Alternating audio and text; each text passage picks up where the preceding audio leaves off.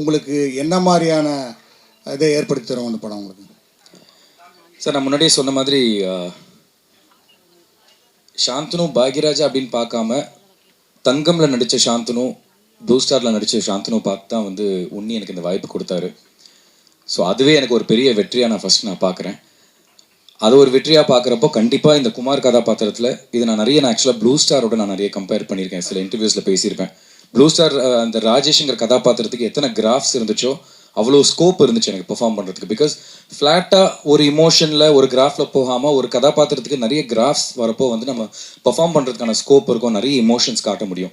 அந்த மாதிரி வந்து இந்த குமார் கதாபாத்திரம் வந்து ஒரு பெரிய கிராஃப் இருக்குது, ஏகப்பட்ட இமோஷனல் சேஞ்சஸ் இருக்கும்.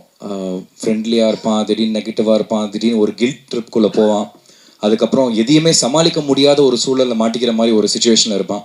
ஸோ இது ரொம்ப ஒரு ட்ரிக்கியான ஒரு கேரக்டர். ஒரு ஒரு ஒரு கத்தி மேலே நடக்கிற மாதிரி லைட்டாக இப்படி ஸ்லிப் ஆச்சுன்னா அவன் நெகட்டிவ் ஆயிடுவான், இல்லை அப்படி ஸ்லிப் ஆச்சுன்னா ரொம்ப பாசிட்டிவாக தெரியுவான். ஸோ ரெண்டுத்துக்கும் நடுவில் பெர்ஃபார்ம் பண்ணணும். அதை நான் எந்த அளவுக்கு பண்ணியிருக்கேன்னு தெரில, நீங்களாக தான் பார்த்துட்டு சொல்லணும். பட் டைரக்டர் அண்ட் ப்ரொடியூசர்ஸ் எல்லாருமே படம் பார்த்துட்டு அவங்க ரொம்ப ஸ்ட்ராங்காக பிலீவ் பண்ணுறாங்க. இது மலையாளத்தில் வந்து எனக்கு கண்டிப்பாக இதுக்கப்புறம் உங்களுக்கு நிறைய கால்ஸ் வரும். அண்ட் என்ன பர்டிகுலராக நம்ம சொல்லியிருக்காங்கன்னா, தயவு செஞ்சு எங்ககிட்ட கேட்டு அடுத்து கமிட் பண்ணுங்கள். பிகாஸ் இந்த படம் பல்டி ரிலீஸ் ஆனதுக்கப்புறம் உங்களுக்கு நிறைய கால்ஸ் வரும் மலையாளத்தில். ஸோ அதை வந்து கரெக்டாக சூஸ் பண்ணி எடுத்தீங்கன்னா உங்களுக்கு மலையாளத்தில் ஒரு பெரிய கிராஃப் ஏறும்னு சொல்லியிருக்காங்க.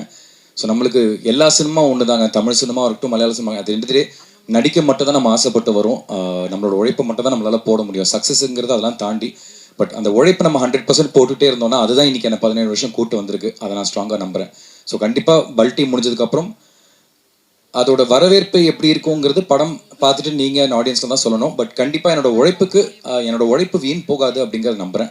அது அந்த உழைப்புக்கு இவங்கெல்லாம் ஒரு வாய்ப்பு கொடுத்தா எனக்கு அது ஒரு பெரிய நன்றி சொல்லிக்கலாம் sir. Director Unni sir,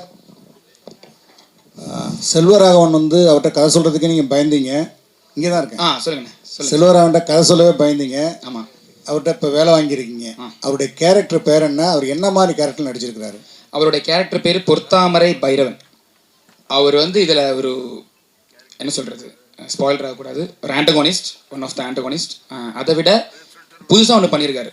so why Selva சார்னா, இந்த படத்தில் எங்களுக்கு வந்து இது வரைக்கும் அந்த மூடில் விஷுவலாக அந்த மாதிரி இமேஜ் வராத ஒருத்தர் வேணுங்கிற மாதிரி இருந்துச்சு.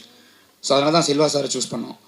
ஸோ அவர் நிறைய நல்லா பண்ணியிருக்காரு. இதில் எனக்கு மெமரபிளான மூமெண்ட்ஸ் எப்படின்னா, எல்லா டைரக்டருக்கும் வந்து எல்லாருக்கிட்டையும் ஒர்க் பண்ணும்போது செல்வா சார் மட்டும் கால் ஷீட் மட்டும் நான் தேடி பார்ப்பேன், நாளைக்கு வராரா, 22 நாள் ஒர்க் பண்ணியிருக்காரு நம்ம கூட.